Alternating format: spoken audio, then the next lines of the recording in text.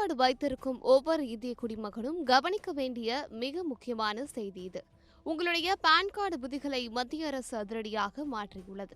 வரும் ஏப்ரல் மாதம் முதல் அமலுக்கு வரவுள்ள புதிய வருமான வரி சட்டத்தின்படி நீங்கள் செய்யும் ஒவ்வொரு செலவிலும் வருமான வரித்துறையின் கண் பதிய போகிறது. இனி வங்கியில் பணத்தை டெபாசிட் செய்வதில் கூடுதல் கவனம் தேவை. ஒரே நாளில் 50,000 ரூபாய்க்கு மேல் நீங்கள் ரொக்கமாக டெபாசிட் செய்தால் பான் கார்டு விவரங்களை சமர்ப்பிப்பது கட்டாயமாக்கப்பட்டுள்ளது. அது மட்டுமல்ல, ஒரு நிதியாண்டில் உங்கள் வங்கிக் கணக்கில் 10 லட்சம் ரூபாய்க்கு மேல் ரொக்க பரிமாற்றம் நடந்தால் உங்கள் பான் கார்டு மூலம் அது நேரடியாக வருமான வரித்துறையின் கண்காணிப்பிற்கு செல்லும். சொத்து வாங்குபவர்களுக்கும் இதில் ஒரு முக்கிய மாற்றம் செய்யப்பட்டுள்ளது. இதுவரை 10 லட்சம் ரூபாய்க்கு மேல் சொத்து வாங்கினால் பான் கார்டு அவசியம் என்ற நிலை இருந்தது. ஆனால் இனி அந்த வரம்பு 20 லட்சம் ரூபாயாக உயர்த்தப்பட்டுள்ளது.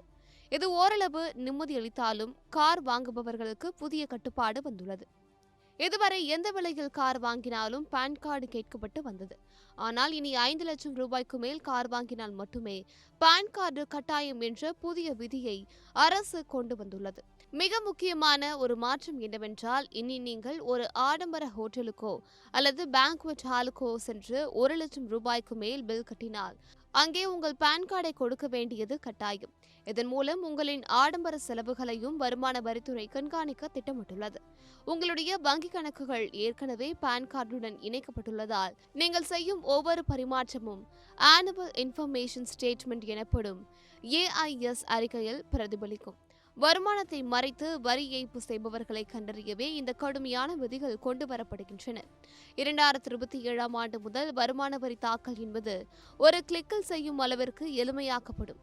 அதேவேளையில் வெளிப்படைத்தன்மையை அதிகரிக்க இந்த பான் கார்டுகள் கட்டுப்பாடுகள் விதிக்கப்பட்டுள்ளன. கிரிப்டோ கரன்சி வாங்குபவர்கள் முதல் ஹோட்டலில் சாப்பிடுபவர்கள் வரை இனி யாரும் வருமான வரித்துறையின் பார்வையிலிருந்து தப்ப முடியாது என்பதுதான் நிதர்சனம். இந்த புதிய மாற்றங்கள் சாதாரண மக்களை பாதிக்குமா அல்லது வரி ஏய்ப்பை தடுக்குமா? உங்கள் கருத்துக்களை மறக்காமல் கமெண்டில் சொல்லுங்கள்.